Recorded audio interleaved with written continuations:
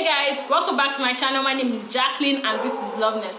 Today we're going to be talking about gifting your partner. I'm going to tell you 6 gifts that you can give your partner that's going to take your relationship from good to great. But before we continue, if you're new to this channel, give this video a thumbs up. Do not forget to hit that subscribe button and turn on your post notifications so you get notified every time I have a new video up.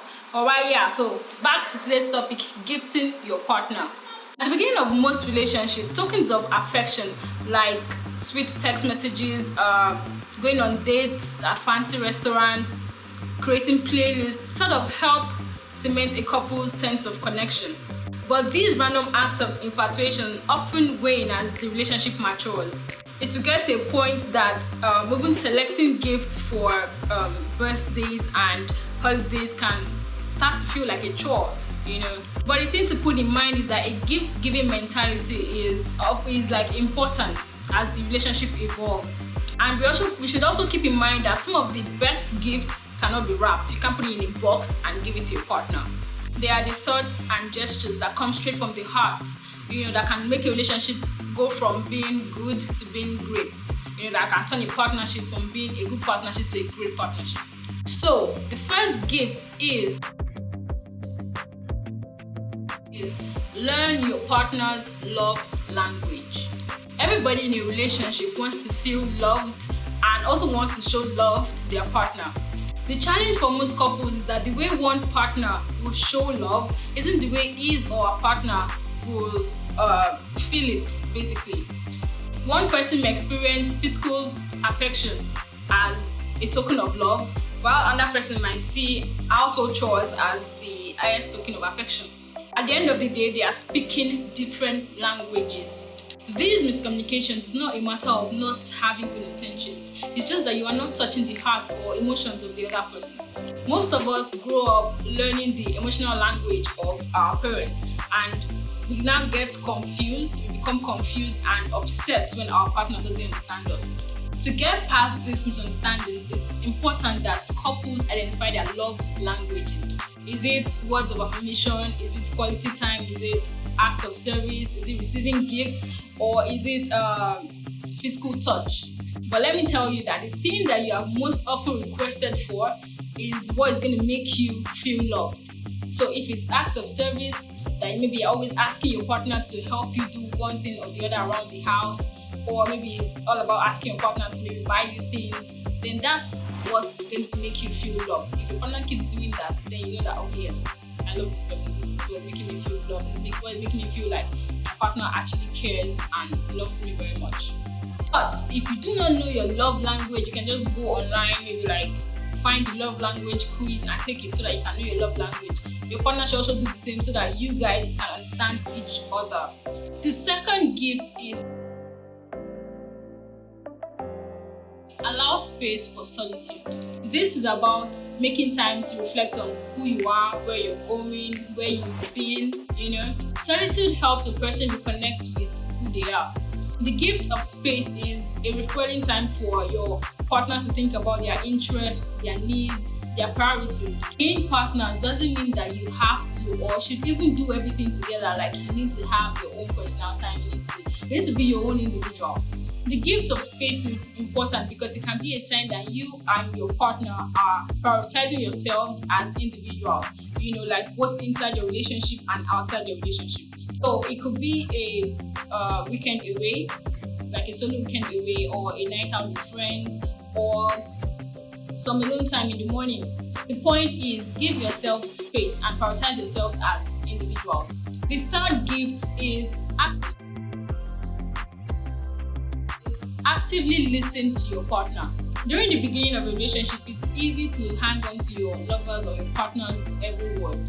But unfortunately, when couples are together for a very long time, it's common to become less attentive. But with a little practice, you can renew your capacity for rapt listening. So when you guys are having issues and you guys are trying to talk it out like you're talking to your partner, be honest. Don't just focus on what is bringing you down. And when it's your partner's turn, actively listen to what they are saying without interrupting. So just listen to them without interrupting them. When they are done talking, you can now offer your own 2 cents. The most important thing is to listen with the readiness to give and take. When we are generous with others, it creates nice feelings and the other person naturally starts giving back. The fourth gift is crack down on criticism. I personally think that nothing can sink a relationship faster than unrelenting negativity. In order to have a successful relationship, you need to have positive interactions like giving compliments, like helping out, loving glances at one another, stuff like that.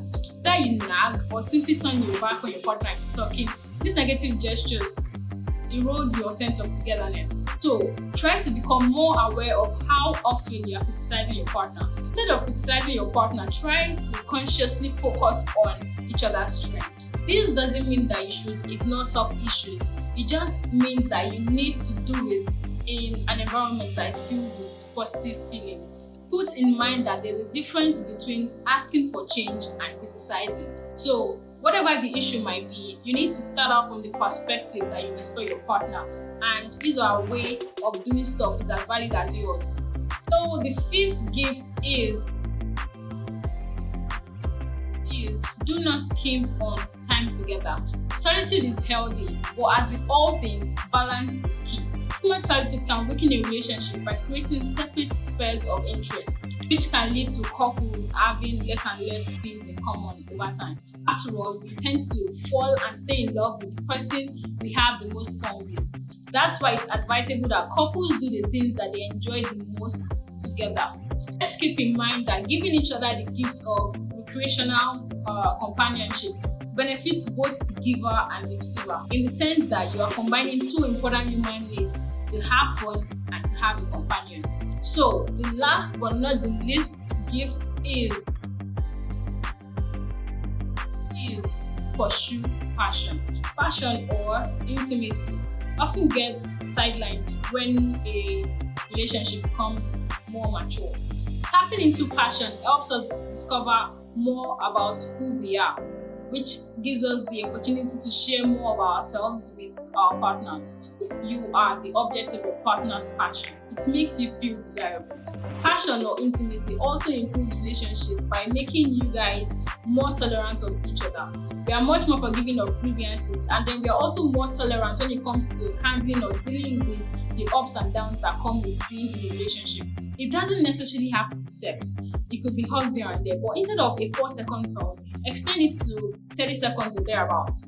It could also be a little touching or taking a moment to look into each other's eyes. All this will really help you guys understand the importance of really being in the moment. This doesn't mean that you stop doing what you do on a normal day. Still buy them that pair of shoes, buy them a designer handbag, buy them their favorite perfume. Still do the things you do on a normal day, but put all this into consideration too to have a long-lasting relationship. Yeah, so that's it for this video, guys. Give this video a thumbs up if you liked it, and do not forget to hit that subscribe button. Bye, guys.